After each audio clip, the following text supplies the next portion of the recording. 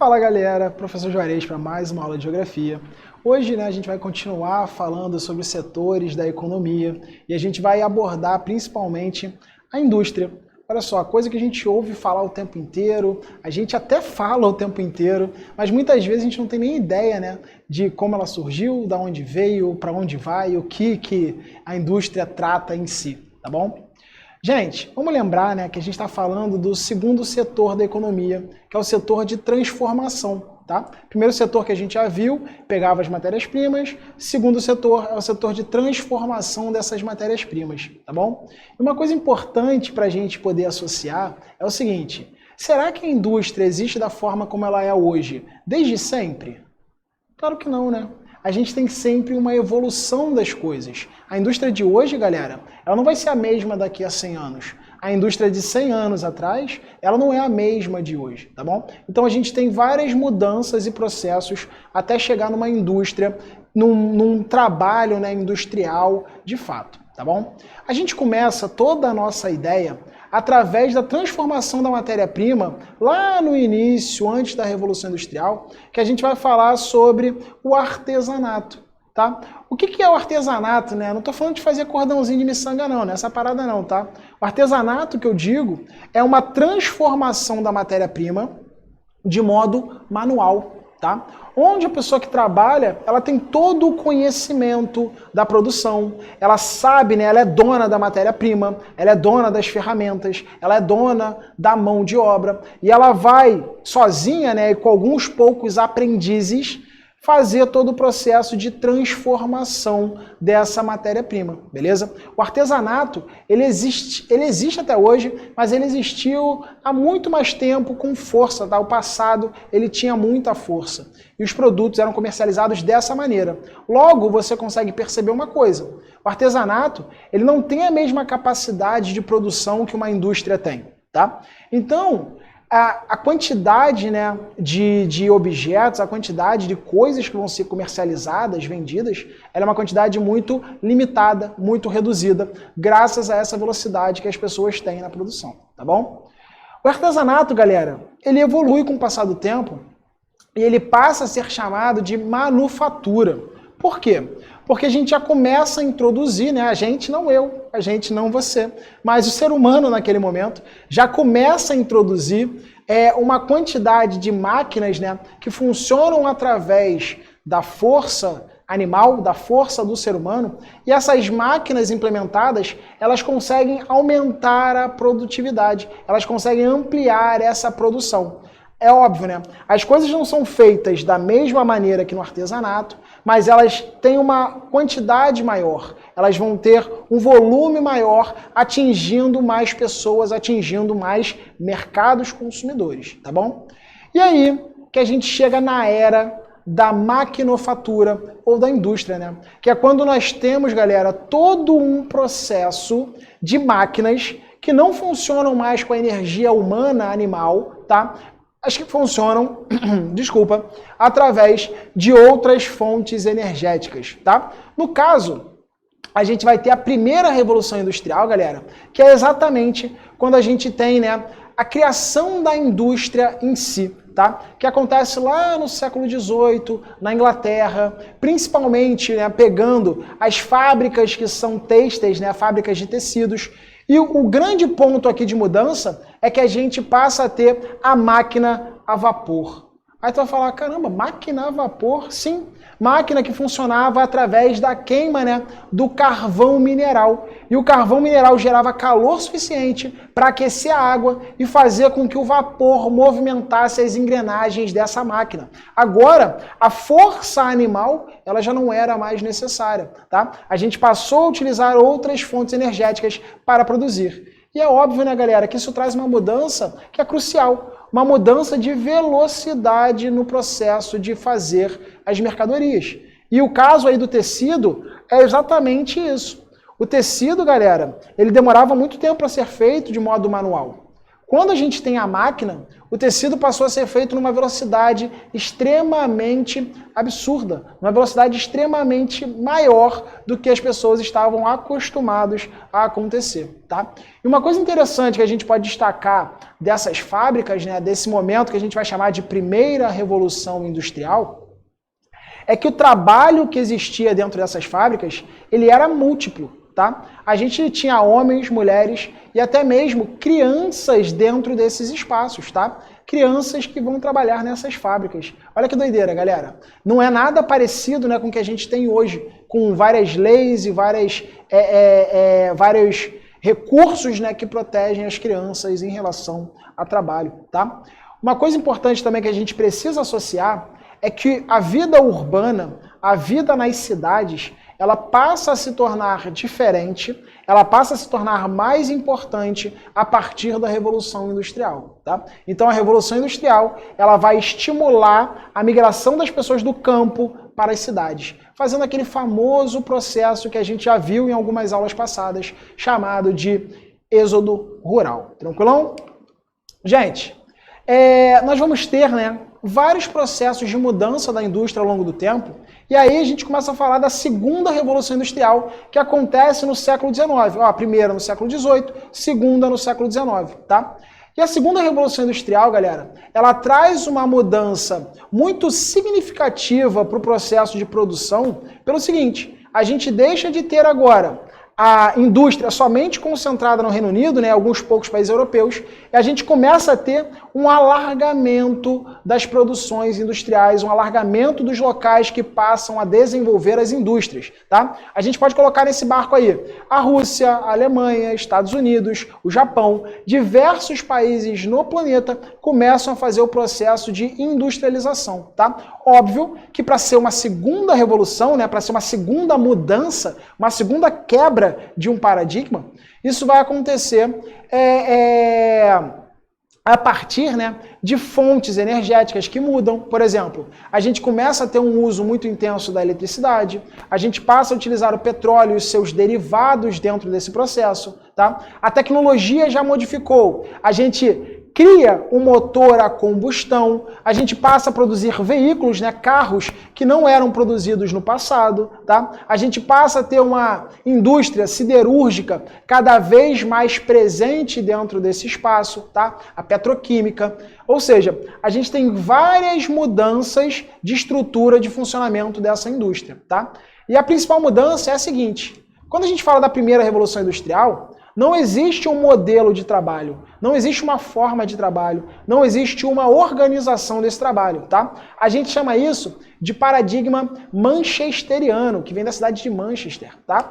Quando a gente chega na segunda Revolução Industrial, é criado, galera, um modelo de funcionamento fabril, é criado um modelo de funcionamento das fábricas. E é maneiro a gente conseguir associar o seguinte, a segunda Revolução Industrial, um modelo fabril que muda completamente as produções, que muda completamente como as fábricas funcionam. Então não é só a fonte de energia que muda, não é só as indústrias que passam a ser outras e abarcar outros lugares, mas também a forma de trabalhar dentro dessas indústrias. Por exemplo, o que o Fordismo vai trazer, galera? Henry Ford, que é esse carinha aqui, ó. Opa, esse carinha aqui, esse sujeito bonito. Henry Ford é um cara, né, que vai desenvolver uma indústria de automóveis lá nos Estados Unidos, tá? E ele pensa o seguinte, eu quero ser mais produtivo, eu quero que minha fábrica tenha, né, uma grande capacidade de produção para que eu possa vender a maior quantidade de produtos possível, para que eu possa vender para a maior quantidade de pessoas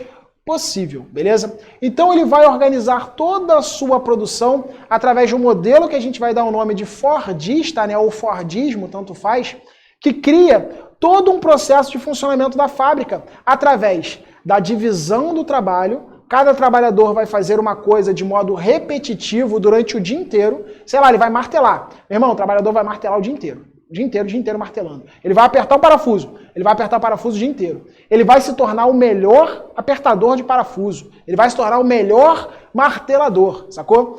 Ele vai fazer a mesma função o dia inteiro, porque a gente passa a ter uma divisão das funções dentro da fábrica, tá bom? Ele implementa essa fábrica com uma linha de montagem. Olha lá naquele cantinho. Aquilo ali é uma linha de montagem. O veículo, ele vinha andando assim numa linha automática e através dessa linha as pessoas iam fazendo as mudanças, né? Iam instalando os equipamentos, iam atuando dentro desse veículo, beleza? Então ele cria uma linha de montagem, tá? Fazendo todo um processo de produção em série, tá? Seguindo uma sequência. Tipo você na escola, primeira série, segunda série, terceira série, quarta série, quinta série, sexta série, sétima, oitava, nona, enfim, seguindo uma sequência em séries, beleza? E uma coisa interessante aqui da gente destacar é que o funcionamento dessas fábricas era muito engessado. Ou seja, os produtos, eles eram basicamente os mesmos, tá? A gente não tinha, né, uma mudança dos produtos. O carro, nessa época aí, o carro de lançamento da Ford, trabalhando nesse sistema, era chamado de Ford T. O Ford T, galera, era um carro preto. Todo Ford T era igual. Um carro preto, com a roda preta, com um banco preto, com tudo preto. Era um carro igual. E ele era produzido dessa maneira, para quê? Para que a produção fosse a mais rápida possível. E o Ford consegue fazer isso, tá? Ele diminui muito o tempo de produção de um veículo e o tempo que esse veículo vai demorar para chegar até o mercado. Tranquilão? Gente, temos outra mudança? Ah, claro que temos outra mudança. E a outra mudança que nós vamos ter é a terceira revolução industrial, tá? Que já acontece no século XX. Na verdade, na segunda metade do século XX, depois da Segunda Guerra Mundial, tá? Em que o mundo passa a funcionar de uma outra maneira, tá? A gente passa a ter um aparecimento gigante de tecnologias que eram utilizadas inclusive na guerra, tá? A gente tem, por exemplo, o surgimento da internet, tá? A gente tem uma melhoria dos transportes, o mundo passa a ficar cada vez mais integrado, beleza? Num processo que a gente vai chamar de globalização, tá beleza? Globalização é essa integração global, essa integração mundial em vários aspectos, dos culturais até os aspectos que envolvem a indústria, tá? Essa é a principal mudança, galera. A questão da globalização, a questão da internet, a questão do transporte, melhorando e diminuindo a velocidade de comunicação dos lugares, tá? Fazendo, né, essa telecomunicação com que o mercado passe a ser global e não só um mercado local como a gente tinha ou tem de alguma forma, tá beleza? Então, essas mudanças, elas são importantíssimas, inclusive, para a gente ter uma dispersão da indústria. Porque nesse momento da terceira revolução industrial, no século XX, a gente passa a ter uma indústria que atua em vários lugares do planeta, tá? Ela sai do país central, dos Estados Unidos, por exemplo, e ela vai atuar num país periférico. Ela vai atuar aqui no Brasil, um exemplo disso, tá? Por quê? Porque esses lugares periféricos, eles passam a oferecer vantagens, tá? Por exemplo, ele vai ter vantagem em relação a pagar mais barato para o trabalhador, ele vai ter vantagem em relação ao instalar a sua fábrica, porque o terreno custa menos, os governos vão oferecer vantagens em relação à isenção de impostos, tá? A gente vai ter leis ambientais que não são tão fortes assim, beleza? Então eles optam por se instalar em lugares periféricos do mundo, tá? Mas é claro que os lucros vão para onde, galera? Os lucros vão para os países centrais ainda, tá bom? E uma outra mudança aqui é que a gente tem um rompimento, né? Sai o Fordismo, não sai completamente, mas sai o Fordismo, entra o modelo toyotista. Opa, toyotista? Pô, isso parece com alguma coisa que eu já ouvi falar, parece com Toyota. Toyota, aquela marca japonesa. Exatamente, parece com a Toyota. Por quê, galera? O toyotismo é um modelo de produção mais flexível, tá? É um modelo de produção que vai ter poucas pessoas envolvidas e muitas máquinas, já que a tecnologia evoluiu, tá beleza? E a gente passa a ter uma atuação dessa forma aqui. Olha só, as máquinas vão fazer o trabalho, tá? O ser humano faz o acabamento, faz as partes mais de detalhe dessa fabricação do veículo, por exemplo, tá? E é interessante a gente entender que o mundo passa a funcionar de uma maneira que a gente vai chamar de just in time. Segura em inglês, hein? Just in time. O que vai significar isso, gente? No passado, nós produzíamos, armazenávamos em grandes estoques e desses estoques a gente vendia o produto. Hoje em dia, galera, as coisas não acontecem assim. Sabe como é que acontece? Acontece no just in time. O que significa isso? Significa que a gente vai primeiro vender o produto e depois esse produto vai ser fabricado, diminuindo as necessidades de guardar matéria-prima, diminuindo as necessidades de criar grandes estoques, diminuindo as necessidades de ter grandes espaços para essas produções. Tranquilo? É um exemplo aí do toyotismo. Além disso, a gente passa a ter uma diversificação do produto. Meu irmão, se antes eu dava para comprar o carro que era preto, hoje você pode comprar o carro preto, vermelho, amarelo, laranja, a cor que você quiser, porque existe uma produção toda flexível. Você pode colocar o banco de couro, o banco de, sei lá, do que você quiser. Você pode botar um displayzinho, um maneirão tecnológico ou um radinho comum, o que você quiser, sacou? Passou a existir uma flexibilização da produção, tá bom? Gente, estamos no caminho final aí. Segura no vídeo que a gente já está terminando. Olha só, galera. Uma outra coisa importante, né, é que a gente tem formas de produção distintas, tá? Indústrias que são extrativas, indústrias que são de beneficiamento, né, de transformação primária ali desse extrativismo.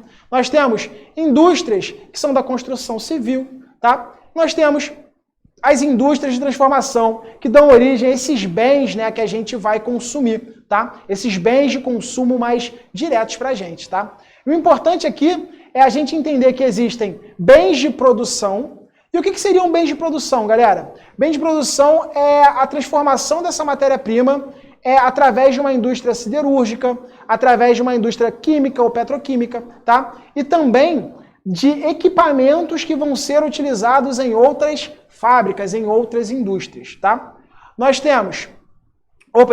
os equipamentos a gente vai falar como bens de capital, tá? E a gente tem os bens de consumo, tá?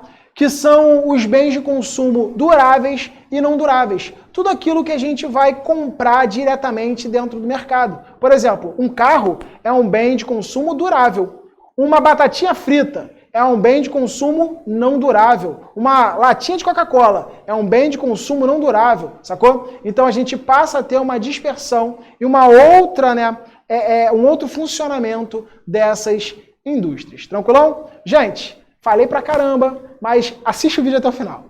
Galera, beijão. A gente se vê numa próxima aula, tá? Qualquer coisa, a gente tem comunicação pelas aulas online, pelas aulas presenciais. Podem tirar suas dúvidas sem problema. Tô por aqui, tá?